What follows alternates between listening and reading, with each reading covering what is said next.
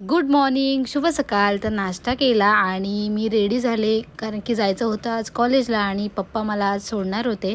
So कॉलेजला पोचल्यावर इथे चालू होतं रील शूट आणि त्याचं मी छान असं BTS शूट केलं. नंतर मग थोडे जे कामं राहिली होती ती कामं आवरली आणि त्यानंतर मग घरी यायला निघालो. घरी आले, फ्रेश झाले आणि पहिले चहा घेतला.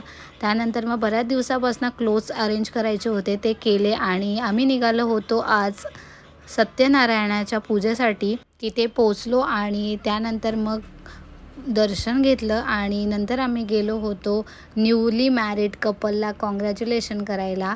त्यांच्यासोबत मग थोडे फोटो काढले आणि नंतर मग आम्ही गेलो होतो जेवायला.